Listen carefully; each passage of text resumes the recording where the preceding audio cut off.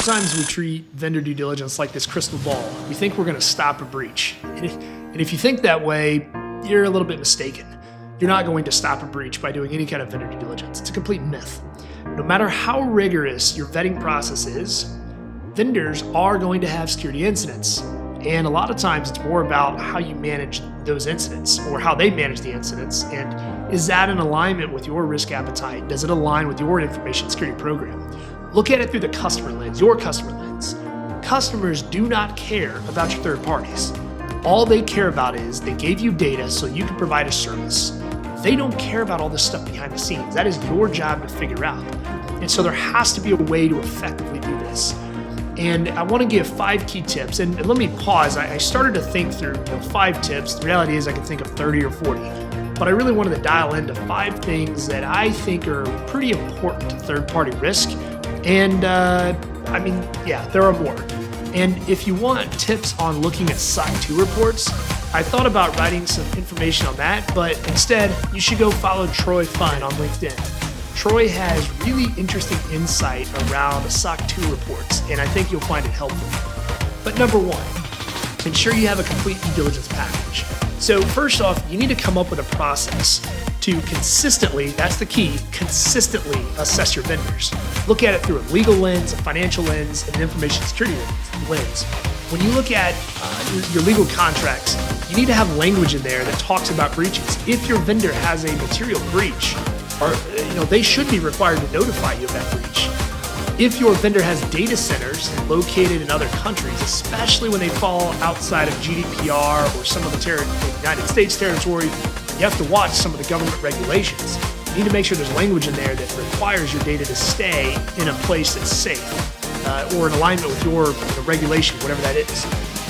Another piece that I think is important is looking at intellectual property. You as a business may have a lot of custom proprietary information, and you're entrusting that with this third party, this vendor.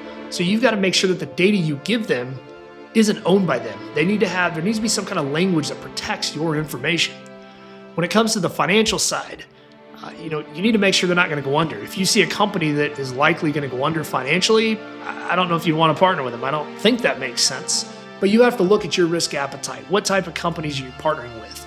There are companies that are up and growing, and you may want to be innovative, and their finances may look different. But just figure out what that looks like for you. And then thirdly is just around information security. You want to make sure that your third parties protect data just like you would protect data. Number 2 is, in general, making sure you have the right information security due diligence. So let me expand on the information security part. You want independent reports. That's the best way to do it. SOC reports. People complain about SOC reports in the industry. They're not detailed enough. I don't think they're detailed enough sometimes. They miss the mark in many cases. But SOC reports are an industry standard, and they help you assess whether or not a vendor is consistently delivering on healthy security practices. It's an independent report. You have pen test reports where a third party comes in and assesses your vendor. At the end of the day, those are just examples of independent verification that the controls they have in place are protecting your customer data. And not everybody's going to pay for a SOC 2 audit or a SOC audit, and that's okay. Maybe in your case, you're fine with that, but you want some kind of self-attestation, like the CAIQ reports from Cloud Security Alliance, or you have Cyber GRX or SIG questionnaires. I've seen those too. At the end of the day, it's all about what fits your risk appetite, what type of organization you want to partner with, but find what works for you and what is consistent in your assessment process. Number 3, shadow IT partnerships. At some point, there is going to be a business unit that signs a contract. Think about all the people in your company who can sign a contract. The list may be a little bigger than you'd like. Somebody's going to sign a contract and sign away your data that you don't even know about. And so as a security leader, you need to make sure that anyone who can sign a contract understands about the financial, legal, and information security obligations you have. And you need to ensure that that's in place so that your third-party risk assessment program is executed well. So shadow IT partnerships, it's a big thing, and you need to stay ahead of it. Number 4 is asking risk-centric questions. If compliance is your excuse to interrogate third parties and ignore all their answers with all these binary questionnaires like, do you have this or do you have that? If you're just going to ignore those answers and they really don't matter to you at the end of the day, then why ask it? Quit wasting your time, quit wasting theirs. Look at risk-based questions instead. Ask 5 or 6 risk-based questions that help you maybe understand the things that aren't being drawn up in those SOC reports or whatever due diligence is provided.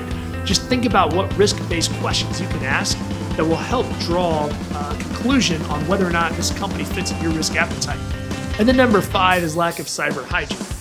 So when you look at a SOC report or other independent report, when a third party has gone in, in your case a fourth party, this third party has gone into your vendor and they've assessed that vendor. Take a look at things like, are they doing antivirus well? Are they consistently deprovisioning users? For a really large organization, if 0.1% of the company isn't doing this control, this thing that they said is in place, well, 0.1% isn't very much. But if you notice that a lot of the basic things are being missed over and over and over again, there might be a bigger oversight issue. Those are the things you want to look for. And so at the end of the day, breaches, security incidents, and other perceived messy parts of a vendor security practice, they're not all red flags. They're really just a stress test for trust. Breaches, security incidents, and other perceived messy parts to a vendor security practice, they're not necessarily red flags. They're stress tests for trust. My guess is you probably have work to do in your security department as well. So just remember that. This has been Naked Risk, where we strip the buzzwords, spotlight what matters, and arm leaders with actionable insight.